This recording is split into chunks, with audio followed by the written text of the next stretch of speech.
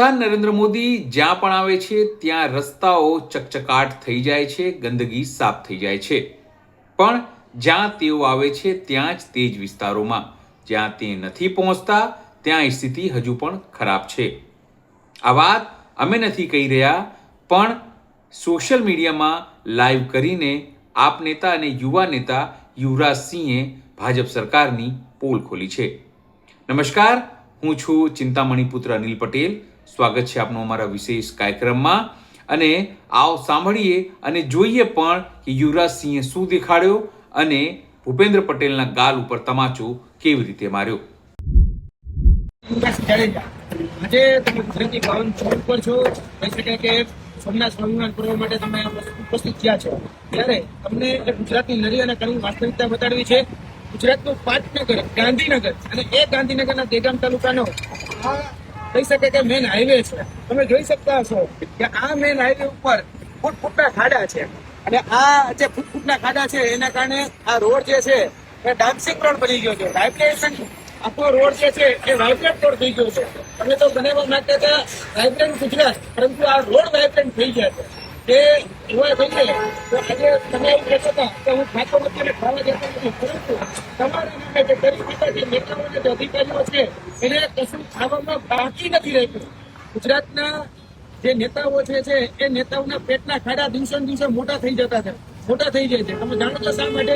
કારણ કે આ રોડ પરના ખાડા દિવસે દિવસે મોટા થાય છે, એ જ રીતે તમારા નેતાઓના પેટના ખાડા એ મોટા થઈ જાય છે. અને અહીંના નેતાઓ એવું કહે છે કે અમે વિકાસ કર્યો અને ઉપરથી જેટલી પણ ગ્રાન્ટો આવે છે એ બધી આ રોડ ઉપર ફાળવવામાં આવે છે.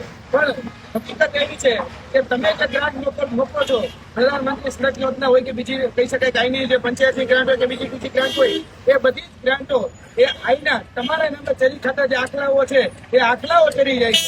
અહીંયા કશું વધવા નથી દેતા. અને અહીંયા એવું કહેવામાં આવે છે વિકાસ કર્યો છે, પરંતુ અહીંયા જોયો તો વિકાસના નામે વિનાશ કર્યો છે. આ રસ્તા તમે જોવો છો ફૂટફૂટના ખાડા છે. આ ફૂટફૂટના જે ખાડા છે એમાં ખાસ કરીને જોવા જઈએ તો આ ખાડાઓમાં કેવું છે કે રોડ આખો તો ખાઈ જ ગયા છે. એની કપચી ખાઈ ગયા છે, એની સિમેન્ટ ખાઈ ગયા છે, એમાં નાખવા આવતો ડામર ખાઈ ગયા છે. 12 મહિનામાં 12 વખત સીધા મારે છે. 12 મહિનામાં 12 વખત રોડ હારો કરતા નથી. એટલે મારે સીધા મારવાનું કામ તમારા અમે જે ચરી ખાતા જે નેતાઓ છે અને તમે જે ગ્રાન્ટ મોકલો છો એ ગ્રાન્ટ બધી જ ચાવ થઈ જાય છે. અહીંયા ફૂટફૂટના ખાડા છે.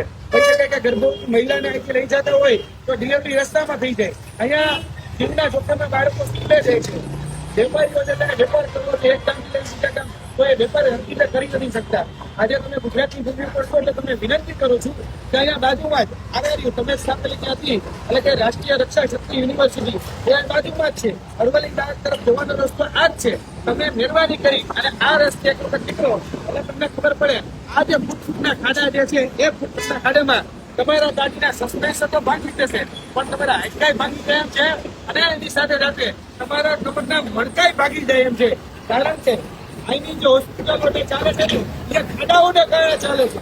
આપણે અહીંની જે હોસ્પિટલ હોય એ આ દિવસે ખાડા મોટા થતા જાય છે, એમ એના બિલ મોટા થતા જાય છે.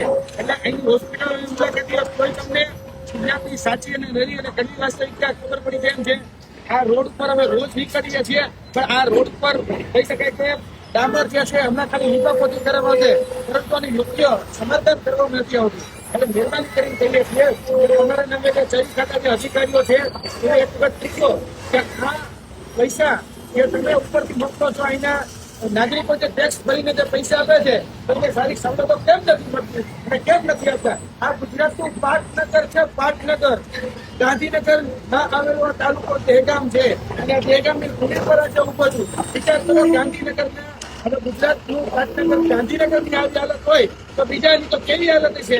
તમે આવો ત્યારે સાહેબ આવે છે એમ કરી અને આખી કહી શકાય કે દિવાલો રંગી મારવામાં આવે, રોડ રસ્તા બધા હરકા કરી નાખવામાં આવે. એટલે અમે ગુજરાતમાં આવ્યા છો તો વિનંતી કરું છું કે અહીંયા એટલે કે ગાંધીનગરમાં તમે પધારો, દહેગામની ભૂમિ પર પધારો. અહીંના જે નેતાઓ જે છે નેતાઓને જઈને પૂછો, કારણ કે અહીંના જે ધારાસભ્ય છે, અહીંના જે સાંસદ સભ્યો છે એને જે પૂછો કે હવે ગ્રાન્ટ તમે ક્યાં ખાઈ જાઓ છો? અહીંના અધિકારીઓ મામલતદાર હોય, અહીંયા ડીડીઓ હોય, અહીંના બીજા જે નગરપાલિકાના કહી શકાય કે મેયર હોય, એ બધાને જઈને પૂછો કે આજે આ નગરપાલિકા માટે ગ્રાન્ટ આવે છે, મામલતદાર કચેરી થકી ગ્રાન્ટ આવે છે, એ ગ્રાન્ટ કોણ ખાઈ જાય છે? એટલે એક વખત આ જોજો ફૂટફૂટના ખાડા છે. આ ફૂટફૂટના ખાડામાં સામાન્ય નાગરિક હેરાન પરેશાન થઈ રહ્યો છે. આજે બધી જગ્યાએ રોડ ટેક્સ ભરે છે, બધી જગ્યાએ ટોલ ટેક્સ ભરે છે, તમામ પ્રકારના ટેક્સ ભરે છે, પરંતુ આજે એને યોગ્ય રીતે જોવા જઈએ તો જે સારી સવલતો મળવી જોઈએ, સારો રોડ રસ્તા મળવો જોઈએ, પાણી મળવા જોઈએ, એ પાણી મળતું નથી. એ રોડ રસ્તાઓની આવી હાલત છે. એટલે આ ખૂબ ગંભીર પરિસ્થિતિ છે. અહીંયા હેવી વ્હીકલ નીકળે છે, સામાન્ય વ્હીકલ નીકળે છે, એ બધાની પરિસ્થિતિ આવી છે. એટલે તમે અહીંયા જુઓ તો કેટલીક ત્યારે તમારા રોડ બને જો આ રોડ પર નીકળો તો તમને કેટલો ભરોસો છે કે તમારા જે નેતાઓ છે એ આ રોડ ધંધો કરશે. ત્યાં નેતાઓને પ્રક્રિયા પડી નથી અને તમારા નામે એ તરીકા છે. આ દિવસે દિવસના પેટના ખાડા જે છે એ મોટા થતા રહ્યા છે. ગુજરાતભરના ડાન્સિંગ રોડને લઈને આપ શું વિચારો છો? જરૂરથી કોમેન્ટ બોક્સમાં કોમેન્ટ કરજો. એ સિવાય અમારી યુટ્યુબ ચેનલ છે ગુજરાત પ્લસ, એને પણ તમે સબસ્ક્રાઇબ કરજો અને અમારી વેબસાઇટ પણ છે gujaratplus.in, ત્યાં પણ તમે વધુ અપડેટ લઈ શકો છો. અત્યારે માટે બસ આટલું જ. નમસ્કાર.